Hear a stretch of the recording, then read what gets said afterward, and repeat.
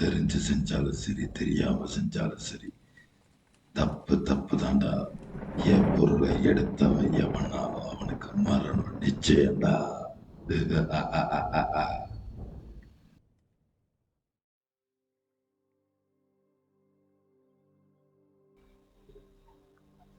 அன்புள்ள அப்பாவுக்கு உங்கள் ஆசை மகன் எழுதும் கடிதம். நான் இங்க நல்லா இருக்கேன். வீட்டில் எல்லாரும் நல்லா இருக்காங்களா?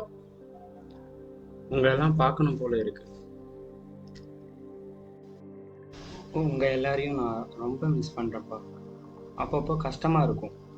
அப்பெல்லாம் காட்டுக்குள்ள இருக்க கோவிலுக்கு போய் கொஞ்ச நேரம் உட்காந்துட்டு வருவேன்.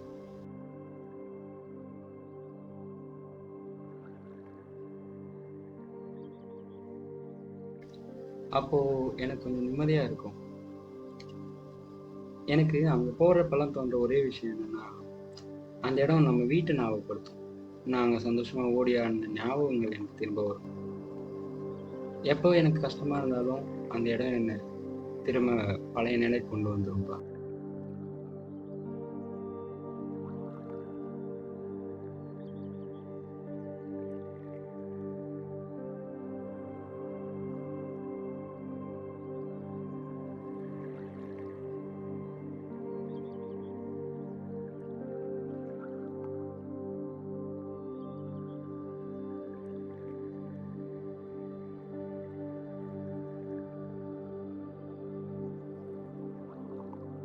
வழக்கத்தை விட அன்னைக்கு ரொம்ப அமைதியா இருந்துச்சு. என் மனசுல ஏதோ புரியாத ஒரு குழப்பம். ஏன் அப்படி இருந்துச்சுன்னு எனக்கு தெரியல. ஆனா ஏதோ தப்பா நடக்க போகுதுன்னு மட்டும் தெரிஞ்சது. என் மனசு முழுக்க அந்த ஒரு விஷயம் மட்டும்தான் அப்போ ஓடிட்டு இருந்துச்சு.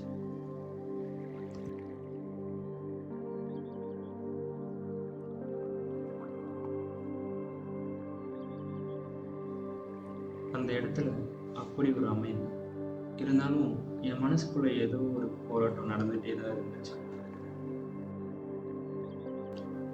அதை பத்தி நான் யோசிச்சுட்டே இருந்தப்ப திடீர்னு பின்னாடி இருந்து ஏதோ ஒரு காலடி சத்தம் எனக்கு கேட்டுச்சு. என்னோட ஃப்ரெண்டு வந்து காட்டுக்குள்ள போலாமான்னு என்னை கூப்பிட்டான். ஏதோ ஒரு குழப்பத்தோட நானும் சரி போலாம் அப்படின்னு சொல்லி ஒத்துக்கிட்டேன்.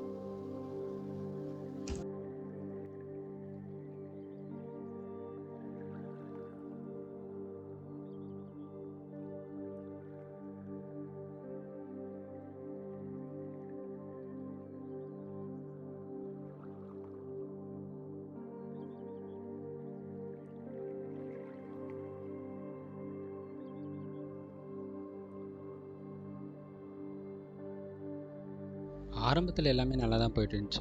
கேலியும் கிண்டலுமா நக்கலும் நண்டையுமா பேசி சிரிச்சுட்டு போயிட்டு இருந்தேன். அவனும் நடக்க தெரியாமல் நிறைய இடத்துல தடுக்கி தடுக்கி விழுந்தான்.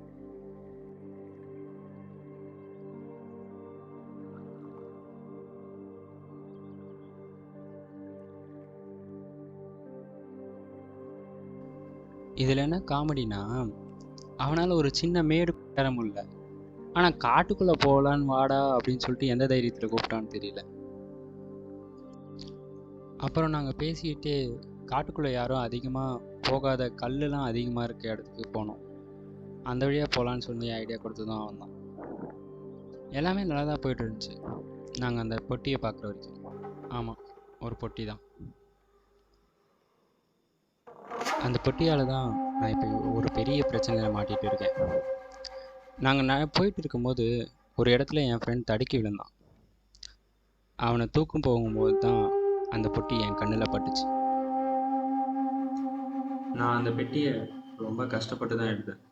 அதை எடுத்து என்னோட நண்பன் கையில் கொடுத்துட்டு அது என்ன இருக்குன்னு பார்க்க ட்ரை பண்ணப்ப திடீர்னு காட்டுக்குள்ளே ஏதோ அசைகிற மாதிரி சத்தம் கேட்டுச்சு.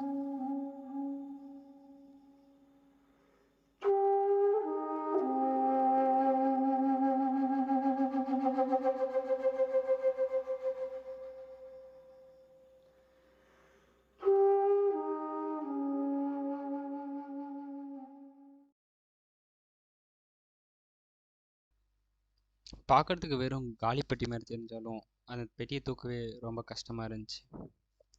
நாங்கள் அந்த பெட்டியை எடுக்கும் போது எங்களை யாரோ தூரத்தில் பார்த்துட்டு இருந்த மாதிரி இருந்துச்சு. திடீர்னு காட்டுக்குள்ளே பறவைங்கள்லாம் பறந்துச்சு, விலங்குகள்லாம் பயந்துச்சு. சுற்றி ஏதோ மர்மமாக நடக்குதுன்னு எனக்கு ஃபீல் ஆச்சு. உடனே அந்த பெட்டி எடுத்துகிட்டு நானும் அவனும் அந்த இடத்த விட்டு ஓடி வந்துட்டோம்.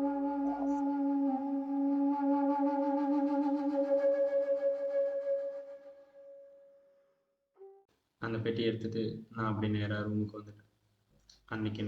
அன்றைக்கி நாள் பூரா என்னை யாரோ பின்தொடர்ற மாதிரியே எனக்கு ஃபீல் ஆகிட்டு இருந்துச்சு.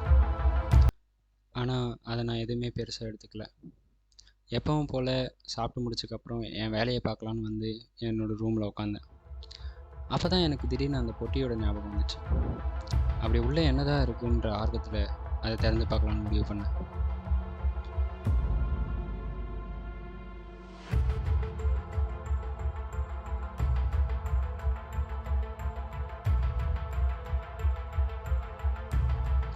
ஏதோ ஒரு சாதாரண பொட்டின்னு தான் நான் அதை திறக்க ட்ரை பண்ணேன். ஆனால் அந்த பொட்டியை நான் திறந்து பார்க்குறப்ப